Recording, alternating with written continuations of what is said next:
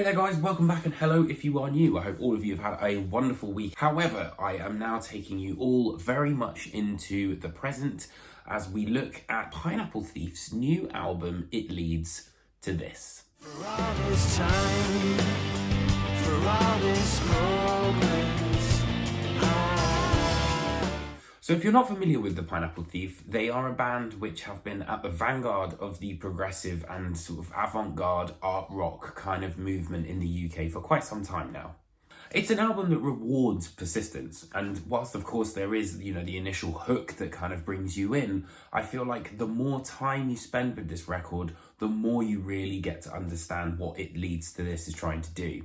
And it's literally from the moment that you start listening to the album, Put It Right starts very kind of embryonically with these drums that Gavin Harrison puts together, and slowly but surely the song kind of develops, and then we get to the broader main picture nearing the end of the song.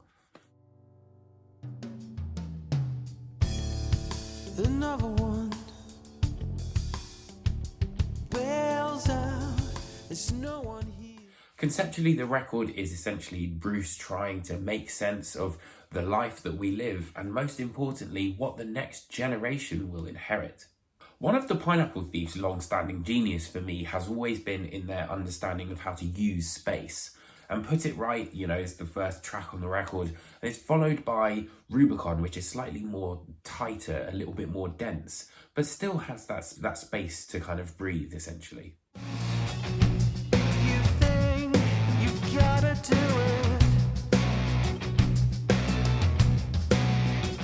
They also, I think, allow for a quite loose sense of feel as well. The Frost is a good example of that. It's got quite a heavy guitar riff as its main sort of focus, but it's always allowed to kind of like move around a little bit and has a slight sort of relaxed feel to it.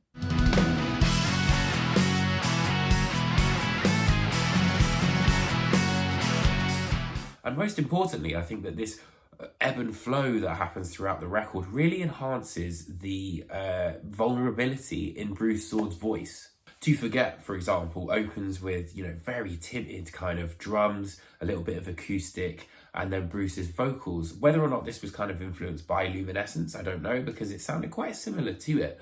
But it's a very sort of like bearing all approach.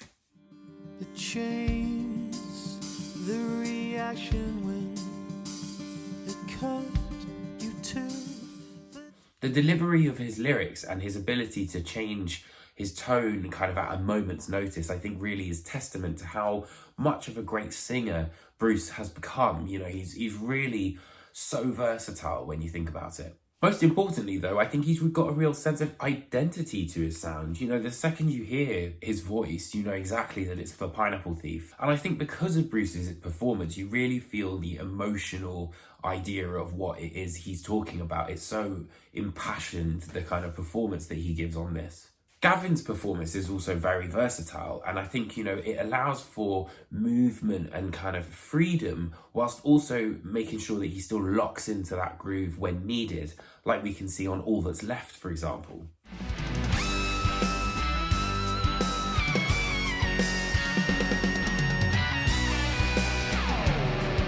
I think he also deals with some interesting time changes as well, but never really makes it seem like it's a really jarring change, really. It's always quite seamless and quite fluid. And also the way he hits, I think Every Trace of Us is a great example of that. The way he hits the toms and the way he hits the cymbals. He really hits with a sense of purpose as well,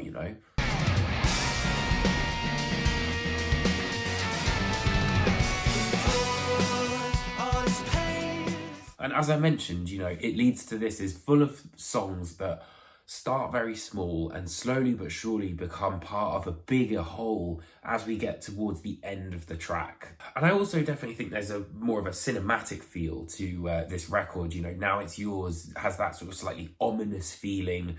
And also I think some of the melodies are slightly unresolved as well, that makes you feel that something's not quite right, kind of like a Black Mirror kind of episode.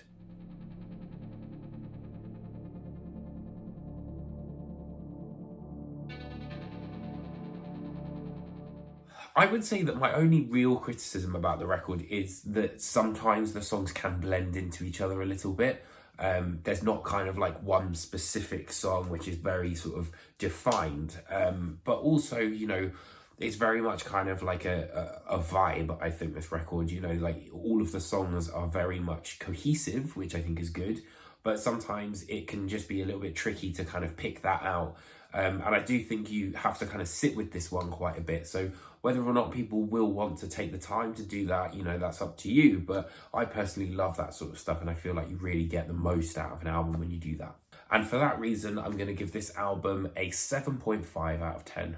So I hope you guys enjoyed this album review. If you did, it would be great if you could share anywhere and hit that like and subscribe button if you did enjoy it. Please do put any comments underneath me about the video or it leads to this, and I'll have a read of them and make sure I get back to you. Other than that, I'll see you for another review very, very soon. Take care, my friends.